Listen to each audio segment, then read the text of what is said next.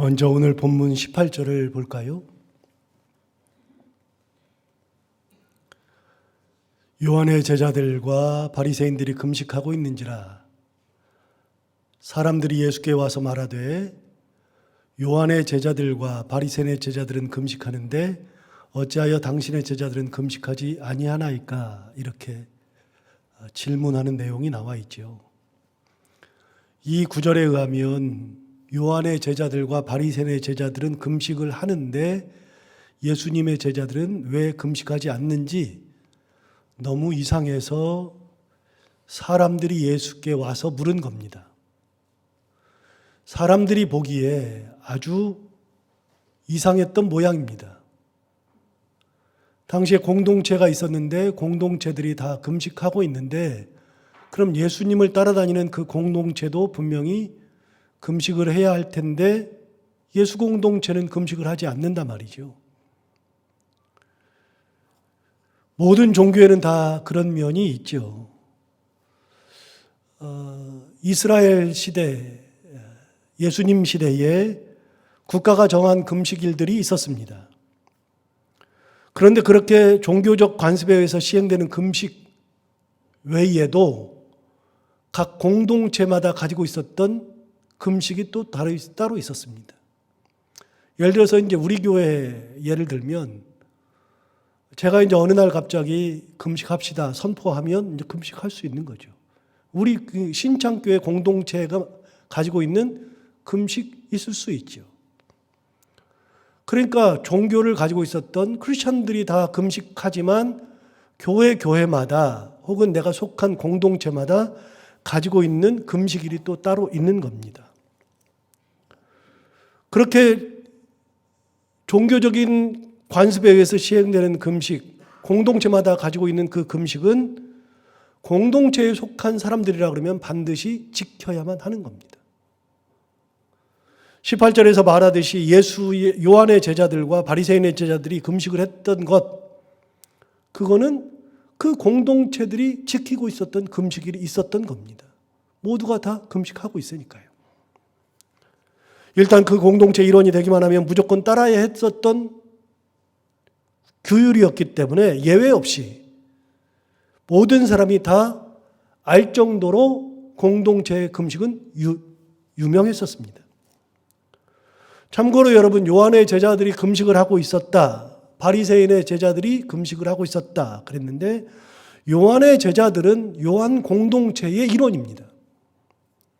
제가 공동체라는 말을 일부러 쓰는데요. 요한의 제자들이 함께 모여있는 것은 요한의 공동체라고 불렸습니다. 당시 스승이라 여겨지는 이들은 자기를 따르는 무리들이 있었고 그들은 스승을 중심으로 공동체를 형성하고 있었죠. 그러니까 세례요한 역시 스승이었고 그를 따르는 무리들이 세례요한을 따르면서 요한 공동체를 형성하고 있었던 겁니다. 우리가 잘 아는 주기도문이라고 하는 것은 성경에 두 군데 나오는데요. 마태복음 6장에도 한번 나오고 누가복음 11장에도 나옵니다.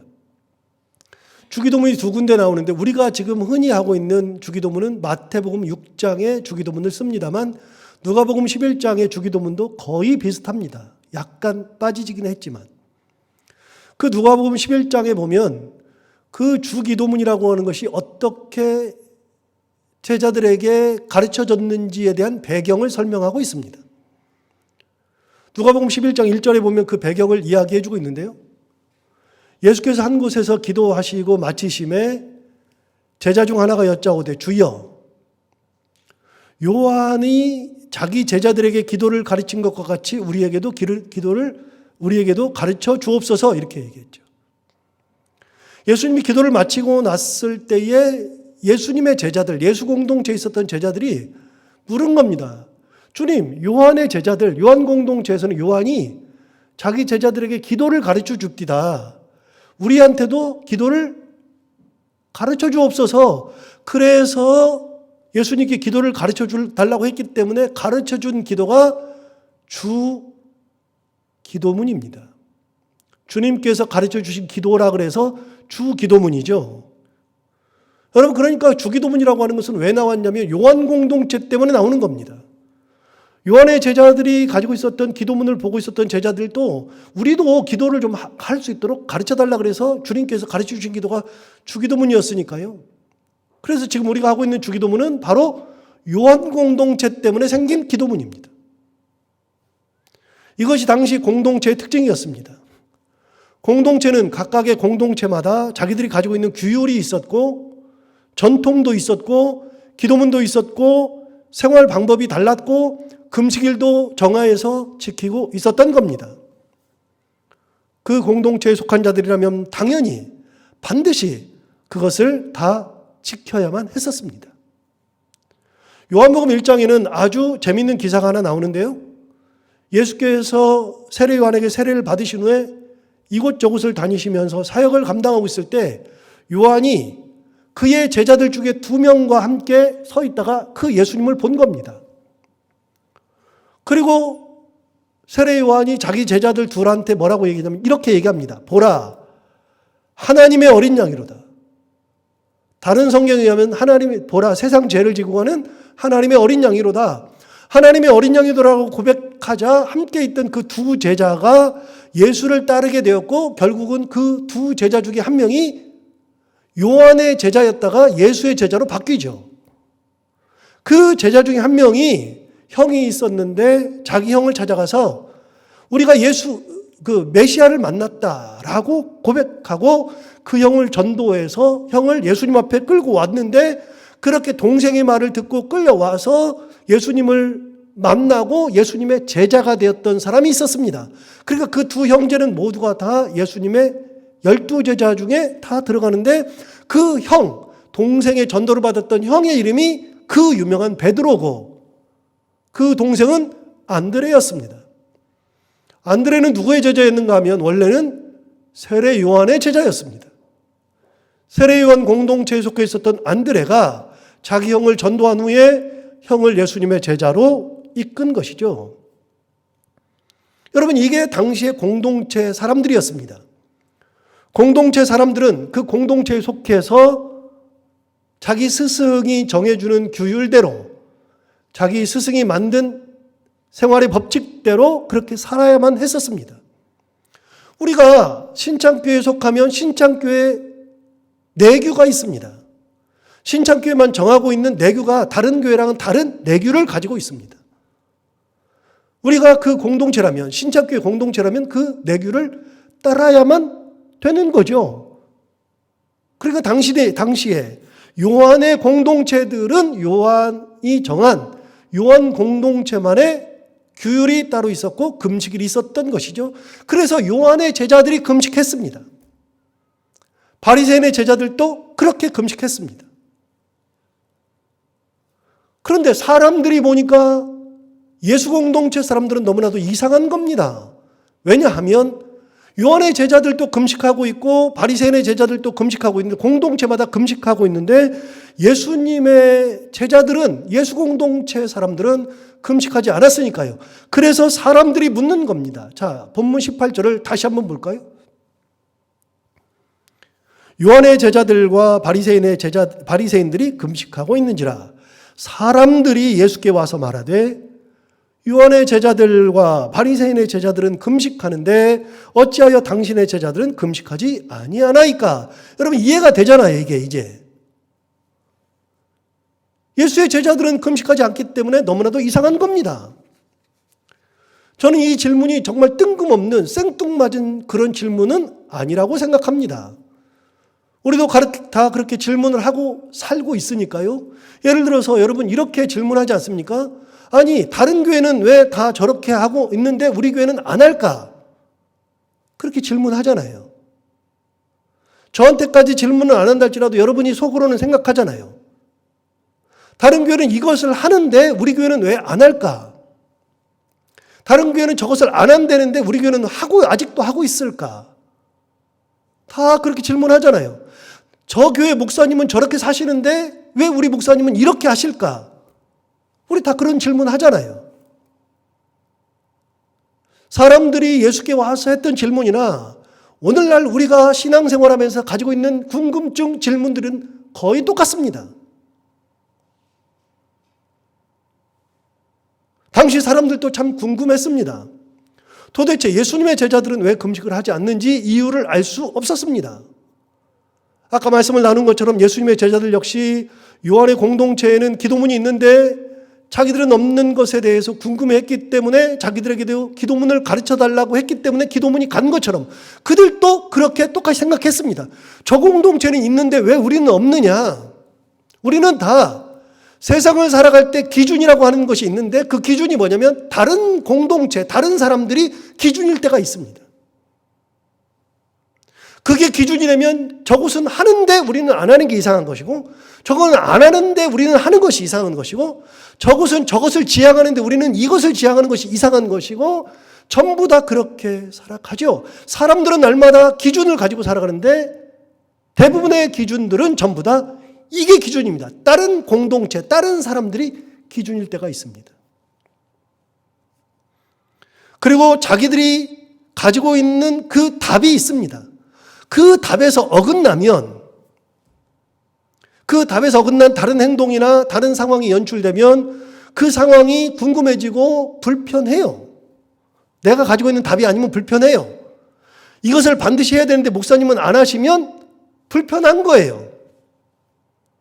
나는 이렇게 하길 원하는데 저 사람은 저렇게 하면 불편한 거예요. 자기가 가지고 있는 기준에 맞지 않으면 전부 다 불편한 겁니다.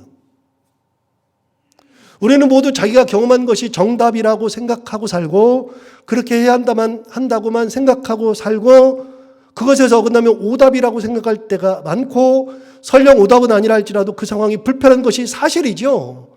여러분, 내가 가지고 있는 경험이 맞다고 생각을 하는데요. 안 맞는 것들이 너무 많거든요. 그런데 우리는 그게 다 맞다고 생각하면서 사는 그런 성향을 가지고 있습니다. 저는 개인적으로 유학을 한 것이 이게 자랑할 거는 아니지만 정말 잘했다고 생각하는 것 중에 유학을 하고 나서 깨진 것들이 굉장히 많습니다. 유학을 하기 전에는 이렇게 지향하고 살았는데 유학을 해보니까 그게 아니다. 가장 크게 깨진 것 중에 하나는요. 일 중심에서 사람 중심으로 변한 겁니다. 유학을 하기 전에는 일 중심이었습니다.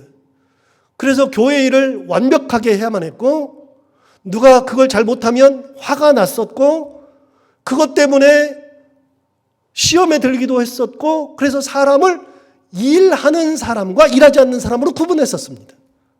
일 잘하는 사람과 일 못하는 사람으로 구분했었습니다.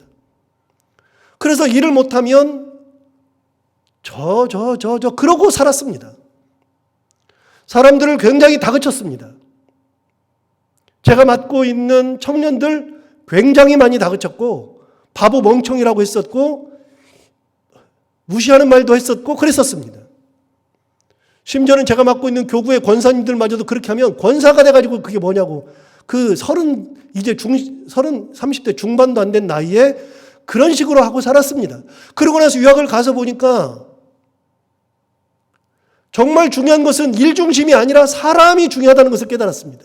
일은 중요하지 않고요. 그 권사님이 생각나고 그 영혼이 생각났습니다. 아하, 진짜 중요한 것은 사람인데 사람을 놓치고 일만 하고 있었구나. 여러분, 시간이 지나놓고 보면은 우리가 신앙생활을 수십 년을 했는데 수십 년을 신앙생활한 것을 돌이켜보면은 일이 남지 않습니다. 사람이 중요한 겁니다. 공동체를 이끌어가다 보니까 일을 하는 것이지 일을 하지 않아도 사람이 있으면 괜찮은 건데 사람이 여러분 예수를 믿는 가장 큰 이유는 일하기 위해서 예수 믿는 것이 아니라 예수를 믿고 주님의 은혜 가운데 행복하게 살기 위해서 예수 믿는 거 아닙니까? 예수를 믿는 가장 중요한 이유는 예수를 믿고 삶이 바뀌고 은혜 가운데 살아가고 고난 가운데서도 기쁘게 살아가는 것이 예수 믿는 것이지 예수를 믿고 그 일을 해서 그 일을 통해서 그런 것들은 하나도 중요한 게 아닙니다. 바뀐 것 중에 가장 큰 거는 일 중심에서 사람 중심으로 바뀐 거. 그래서 그 다음부터는 유학을 하고 온 다음부터는 이렇게 바뀌었습니다. 일을 못해도 상관없습니다. 조금 멍청해도 괜찮습니다. 어리숙해도 괜찮습니다. 옷을 어떻게 입어도 상관이 없습니다. 가장 중요한 것은 하나님의 은혜를 누리고 사느냐가 가장 중요한 것이고 그 영혼이 하나님과 동행하느냐가 가장 중요한 것이지 그거 외에 다른 것은 하나도 남는 것이 없습니다. 바뀌었습니다. 그런데 옛날에는 사람이 보이지 않았습니다. 내가 정한 답이 1이기 때문에 1에서 조금만 잘못되면 그것이 저를 불편하게 만들었습니다. 하나도 중요하지 않은데. 지금은요, 일 못해도 상관없습니다. 어리숙해도 괜찮습니다. 가난해도 괜찮습니다. 옷을 못 입어도 상관없습니다. 어디에 살아도 괜찮습니다. 진짜 중요한 것은, 저의 화두 중에 가장 중요한 것은 예수 믿고 예수의 은혜 가운데에 기쁘고 행복하게 살고 있느냐, 이것만큼 소중한 것이 없습니다. 여러분, 내가 경험한 것이 다 맞는 것인가? 내가 지금 생각하는 것이 다 맞는 것인가? 한번 돌이켜 봐야죠. 내가 생각하는 것이 다 맞지 않는 것들이 너무나도 많아요. 이 세상 살아가면서. 저는 장례는 이렇게만 해야 된다고 생각했던 적이 있었습니다. 이렇게만 해야 된다고. 그런데 여러분, 장례 절차라고 하는 것이 교회마다 다 다르고요. 심지어는 여러분, 외국을 나가봤더니 제가 영국에서 장례 치르는 것을 봤거든요. 우리랑은 완전히 또 다른 식의 장례를 치릅니다. 여러분, 장례를 어떻게 치러도 상관이 없습니다. 그게 뭐 중요합니까? 그런데 이렇게만 해야 된다. 답을 딱 정해놓고 사니까 그게 너무나도 불편한 겁니다. 내가 경험한 세계가 다 맞는가? 내가 가진 답이 정답인가? 내가 설정한 답에서 어긋나면 잘못된 것인가? 라고 하는 것을 다시 질문해야 됩니다. 그러니까 일반적으로 사람들의 생각, 경험 등이 꼭 정답인가 하는 것은 별개 문제고 예수님이 가지고 있는 그 문제의 해답은 다른 겁니다. 사람들이 와서 묻는 거는 요한의 공동체와 바리새인 공동체는 금식하는데 왜 예수 공동체는 안 하냐? 이게 중요한 질문이죠. 비교해서 하는 질문이 예수께 와서 하는 질문이죠. 그런데 예수님의 답은 요한의 제자들이 금식하느냐, 바리새인의 제자들이 금식하느냐, 우리는 금식 안 하느냐, 이 문제를 가지고 얘기하는 게 아니라요. 아예 다른 대답 하잖아요. 19절과 20절 한번 볼까요? 예수께서 그들에게 이르시되 혼인집 손님들이 신랑과 함께 있을 때 금식할 수 있느냐? 신랑과 함께 있을 동안에는 금식할 수 없느니라. 그러나 신랑을 빼앗길 날이 이르리니 그날에는 금식할 것이니라. 예수님의 대답은요, 요한의 공동체가 금식하니까 우리도 해야 된다, 우리는 안 해도 된다, 그런 얘기를 안 합니다. 저 공동체가 하니까 우리도 해야 된다, 그런 게 어디 있습니까? 바리새인의 제자들이 금식하니까 우리도 해야 된다, 그런 게 어디 있습니까? 예수님은 그 얘기를 하는 게 아니라요, 때를 말씀하십니다. 금식의 때가 있다. 어떤 때? 지금은 금식할 때가 아니다. 신랑과 함께 있을 동안에는 잔치집에서는 금식하는 것이 아니라 신랑과 함께 기쁘게 음식을 먹고 기쁘게 지내야 하는 때다. 주님은 놀랍게도 대답을 바꿨습니다. 어떻게 바꿨느냐? 왜 안 합니까? 해서 해야 되는 때가 있다라고 아예 질문 자체를 바꾼 겁니다. 그래서 답에서는 예수님께서 의외로 간단하게 명료하게 지금은 금식의 때가 아니라고 말씀하시는 거죠. 정말 중요한 대답 아닙니까? 금식을 해야 된다, 안 해야 된다, 그 말씀을 하신 적이 없습니다. 금식을 해도 되고 안 해도 되고 상관없습니다만 금식할 날도 있고 금식하지 않아야 될 날도 있는 거죠. 주님은 그 때를 맞춰야 된다는 겁니다. 여러분, 금식해야 될 때가 오는 겁니다. 사람이 슬퍼할 때가 있고 기뻐할 때가 있는 거죠. 그래서 여러분, 전도서 3장 1절부터 8절까지 길지만 전도서 3장 1절부터 8절까지는요, 솔로몬이 죽기 전에 백발이 되어서 이 세상의 것을 다 누린 다음에 만물의 기한과 때가 있다라고 하면서 이야기해 준 것이 있습니다. 여러분, 전도서 3장 1절부터 8절까지인데요, 좀 길지만 한번 보도록 하겠습니다. 1절부터 볼까요? 범사에 기한이 있고 천하만사가 다 때가 있다. 범사에 기한이 있고 천하만사가 다 때가 있죠. 무슨 때냐? 무슨 기한이냐? 2절부터 나옵니다.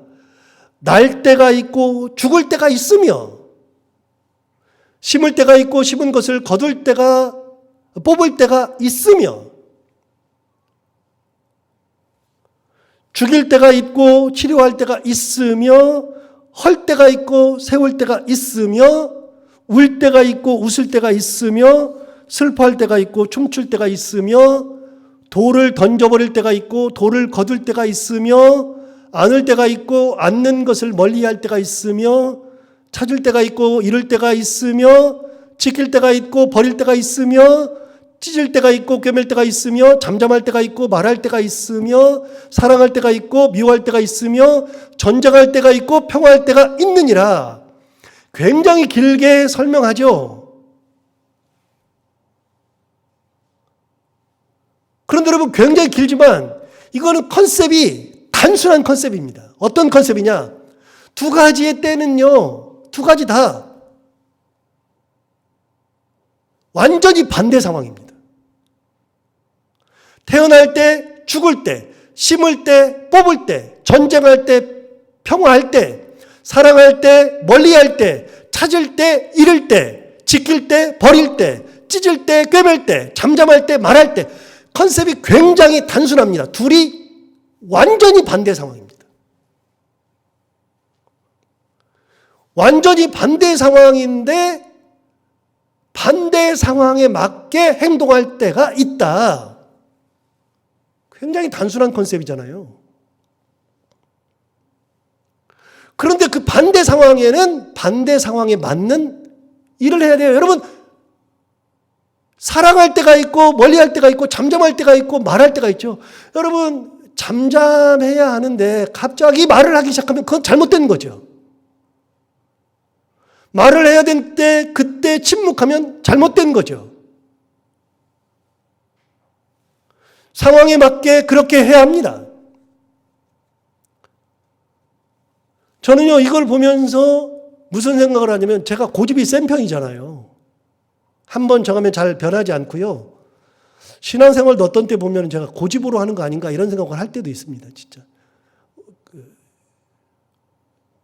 결벽증 증세처럼 이렇게 신앙생활 하는 거 아니냐 이런 생각을 할 때가 가끔 있습니다.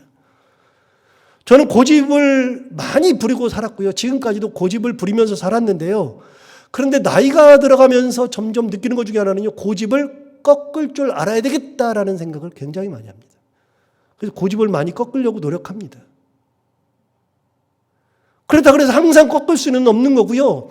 고집을 부릴 때도 있고 고집을 꺾을 때도 있습니다. 상황에 맞게 해야 되는 것이죠. 때에 맞게 해야 되는 것이죠. 여러분, 잠언 27장 14절에 보면 아주 재밌는 그 구절이 하나 있어요. 제가 새벽기도 하면서 가끔 이 얘기를 하긴 하는데, 잠언 27장 14절에 의하면 이렇게 되어 있습니다. 이른 아침에 큰 소리로 자기 이웃을 축복하면 도리어 저주같이 여기게 되리라. 자, 묻습니다. 축복은 좋은 겁니까? 나쁜 겁니까? 좋은 겁니다. 축복은 누구나 바라는 겁니다. 그런데 아무리 축복이라 할지라도 이른 아침에 새벽에 일어나가지고 갑자기 야! 자고 있는데 너 축복해! 그러면 자던 사람이 일어나가지고 싸울 겁니다. 도리어 뭐처럼 여기게 되느냐? 저주같이 여기게 되리라. 잠언 27장 14절에 굉장히 중요한 말을 하나 던져줬어요. 이 화두가 굉장히 중요합니다. 여러분, 때에 맞지 않는 것들은 의미가 없습니다. 그러니까 예수님께서 갑자기 질문을 확 바꿔버린 거죠. 왜 안 합니까? 해서 금식을 해야 될 때가 있다라고 바꾼 겁니다. 사람들의 질문은 그거였습니다. 왜 안 할까? 왜 그럴까? 저기도 해야 되는, 하고 있는데 여기, 하고 있으니 여기도 해야 되는다라고 생각하고 있지만 예수님은 그게 아니고요. 그런 것들은 하나도 중요한 것이 아니라는 겁니다. 금식을 왜 해야 하는지, 금식을 하는 것이 신앙에 어떤 도움이 되는 것인지, 그것에 대한 본질적인 질문은 없고, 그저 해야 하는 것, 해야만 온전하고 경건하고 온전한 신앙인이 된다는 것처럼 생각하는 것에 대한 예수님의 반문이었습니다. 여러분 다시 물어야 되잖아요. 금식을 왜 할까? 지금이 금식의 때인가? 금식을 해야지만 온전한 크리스찬인가? 금식을 해야지만 경건한 크리스찬인가? 물어야죠. 본질적인 물음 없이 저기도 하니까 나도 해야 된다? 하나도 의미가 없습니다. 여러분 신앙생활하면서 우리는 가끔 물어야 합니다. 내가 이것을 왜 해야 하는 것인가? 이게 정말로 하나님께서 기뻐하시는 것인가? 금식을 해도 하나님께서 기뻐하시는 금식을 해야지 내가 좋아서 하는 금식은 아무런 의미가 없습니다. 정말 놀라운 것은 하나님께서 정해주신 금식은 1년에 한 번 있다고 몇 번 말씀드렸습니다. 구약 성경을 통틀어서 하나님께서 정해주신 금식은 1월 10일 날 대속죄일에 그날은 누구도 예외 없이 이스라엘 백성이라면 누구든지 다 금식을 해야만 했었습니다. 금식하는 그 시간 동안에 사람들이 무엇을 고백했는가 하면 지난 한 해 동안에 지은 모든 죄를 하나님 앞에 다 꺼내놓고 대속죄를 하는 날이었습니다.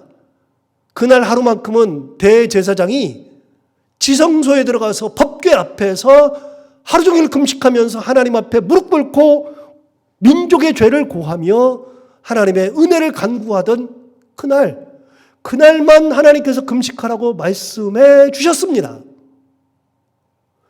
그런데 놀랍게도 구약시대에는 하나님께서 정해주신 금식일 외에도 금식일이 많았습니다. 공동체마다 많았고 국가가 정한 금식일도 많았죠. 그러다 보니까 사람들이 금식을 정말로 많이 했었습니다. 그런데 여러분 구약 성경을 통틀어서 신약 성경을 통틀어서 우리 성경을 통틀어서 금식을 해야지만 경건하다고 말씀하신 적이 한 번도 없거든요. 하나님은 금식이 신앙의 표지가 된다고 말씀하신 적이 없습니다. 사실 금식이 필요할 때가 분명히 있을 것이긴 합니다만 예를 들어서 민족적인 위기 상황이 닥쳤을 때 우리 교회로 형편에서 말한다 그러면 교회가 큰 시험에 들었을 때 교회가 큰 결단을 해야만 할 때 교회가 여러 가지 문제 때문에 너무나도 힘들고 괴로울 때 온 성도가 함께 금식해야 할 날이 있을 수 있겠죠. 정말로 필요한 금식일이 있긴 있을 겁니다만 중요한 게 있습니다. 교회가 왜 금식하는가? 왜 해야 하는가?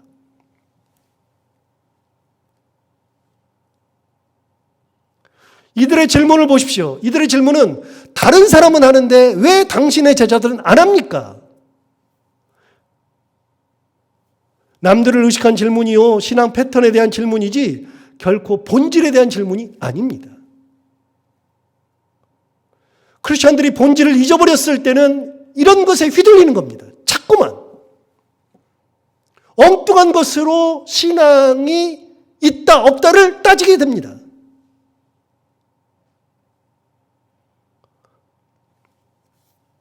하나님께서 원하시는 일만 해도 됩니다. 하나님께서 금식을 안 하기 때문에 이스라엘 백성들을 망하게 한 적이 없습니다. 금식을 안 했기 때문에 경건하지 않다고 말씀하신 적이 없습니다.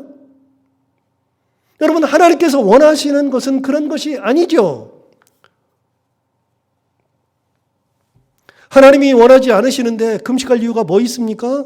항상 생각하는 것이지만 정말로 하나님이 원하시는 일만 하면 됩니다. 크리스찬들은.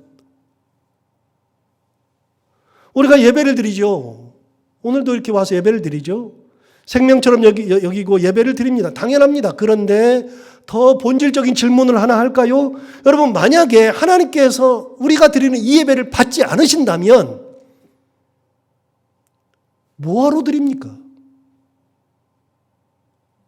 하나님이 내 예배를 오늘 드리는 이 예배를 안 받으신다면 뭐하러 예배를 드립니까?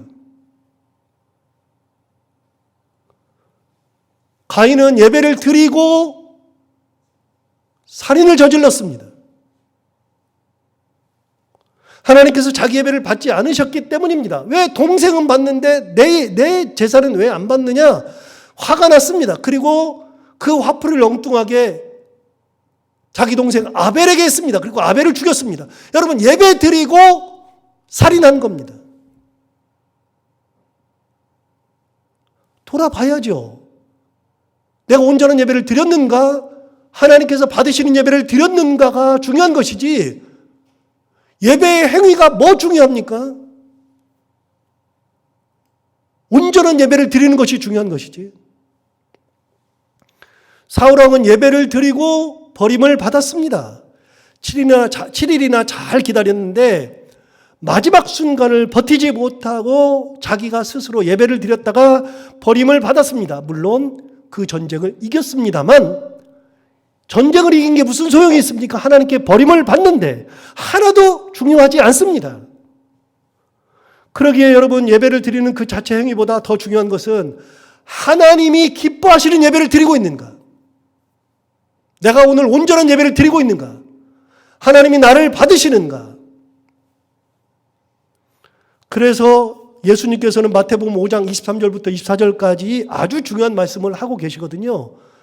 마태복음 5장 23절부터 24절에는 이렇게 기록하고 있습니다. 그러므로 예물을 제단에 드리려다가 거기서 내 형제에게 원망 들을 만한 일이 있는 것이 생각나거든 예물을 제단 앞에 두고 먼저 가서 형제와 화목하고 그 후에 와서 예물을 드리라. 여러분, 예물을 드리는 것도 하나님이 받으셔야만 하는 거죠.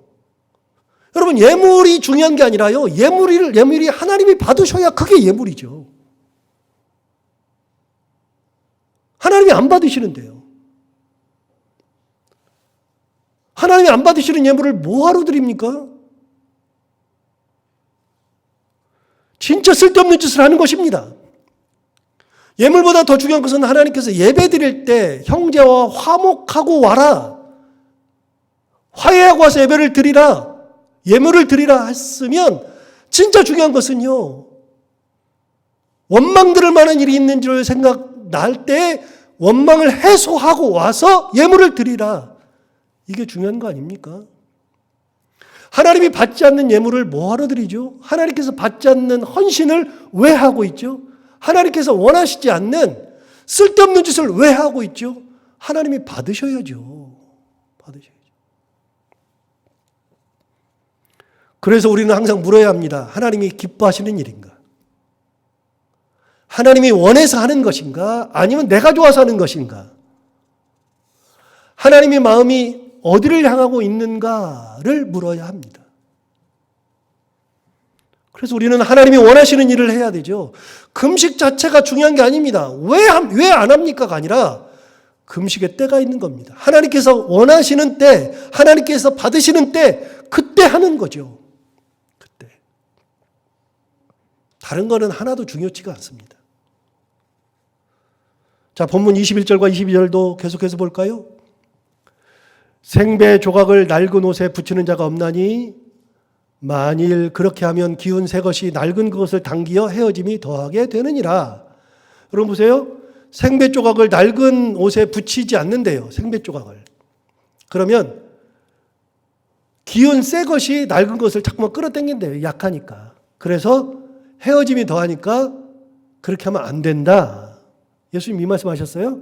자, 계속해서 22절에 보면 새 포도주를 낡은 가죽 부대에 넣는 자가 없나니 만일 그렇게 하면 새 포도주가 부대를 터뜨려 포도주와 부대를 버리게 되리라. 오직 새 포도주는 새 부대에 넣느니라 하시니라. 이거는요, 이 본문은요, 목사님들이 가끔 설교할 때 새 포도주는 새 부대에 이렇게 해가지고 본문 잡아가지고 말씀하시는 경우가 있습니다. 예를 들어서 이제 낡은 것들은 과감히 버려야 한다. 낡은 것들에 이거를 버리지 못하면 결국 터진다. 그래서 낡은 것을 버리고 새로운 것으로 가야 된다. 훌륭한 설교입니다. 그러나 본문에는 맞지 않습니다. 이 본문은 어떤 본문이냐면 의미 있는 것, 그러니까 하나님께서 원하시는 것을 해야만 되는 거죠. 아까 나왔던 것처럼 당신들은 왜 안 합니까? 라고 하는 것을 물었을 때에 그게 중요한 것이 아니라 이게 중요한 것이다. 말씀하신 것처럼 포도주를 담을 때에는 그냥 하듯이 하지 말고 그렇게 새로운 모습으로 포도주를 새 포도주의 그 주머니에다가 담아야만 하는 것이다. 그 의미를 가지고서 이야기하는 것이지 그냥 이것만 뚝 띄워가지고 설교하는 것은 할 수는 있지만 본문에는 전혀 어울리지 않습니다. 오늘 본문과 맞지 않습니다. 상황에 맞아야 하는 것이죠. 때에 맞아야 하는 것이죠. 여러분 오늘 설교를 들으면서 저도 준비를 하면서 또 한 번 새겨봅니다. 하나님이 원하시는 것을 하고 있는 것인가? 내가 내 질문 가지고 하나님을 그렇게 대하고 있는 것은 아니냐? 내가 내 정답 가지고 하나님을 거기다 때려 박는 것은 아닌가? 다시 한번 생각하게 됩니다. 주님께서 원하시는 거 금식을 하지 말라는 얘기가 아닙니다. 금식을 할 때가 있다는 겁니다. 헌신을 하지 말라는 것이 아닙니다. 헌신을 올바른 상황에서 해야 될 때가 있다는 것이고 우리가 크리스천으로서 살아가면서 하나님께서 원하시는 것을 해야만 된다는 것이지 하지 말라는 뜻이 결코 아닙니다. 오늘 사람들의 질문 통해서 예수님께서 바꾸셔서 하나님께서 원하시는 그때 하나님께서 원하시는 그 일 하는 것으로 우리를 시선을 바꾸신 것처럼 우리가 신앙생활하면서 하나님께서 원하시는 그 일을 감당할 수 있는 그런 믿음의 사람, 예수님께서 오신 이 때가 바로 주님의 은혜를 깊이 새기고 감사하면서 즐거워할 때, 세상 만방에 전할 때, 그 때임을 알고 주님의 은혜 가운데 살아가는 저희들 모두가 다 되기를 바랍니다. 기도하겠습니다. 하나님 아버지 감사합니다. 오늘도 귀한 말씀으로 우리를 깨우쳐주셔서 감사합니다. 사람들이 하는 질문은 당연한 거라고 생각하면서 본문을 보았습니다. 그런데 사람들이 하는 질문 받으신 예수님께서 본질적인 것으로 그 질문을 바꾸시면서 그 때가 있다. 하나님 받으시는 그 때가 있고 하나님 받으시는 금식을 해야 되고 우리가 이 땅 살아가면서 크리스천으로 살아갈 때 내가 가지고 있는 정답 가지고 그것이 마치 하나도 흠이 없는 정답인 양 그렇게 살아가는 무모함을 가지고 살아가지 않게 하여 주옵시고 하나님께서 원하시는 일, 하나님께서 받으시는 삶 살아가며 하나님께 영광 돌리고 감사의 삶을 살아가는 저희들 모두가 다 되게 하여 주옵소서. 예수님 이름으로 기도하옵나이다. 아멘.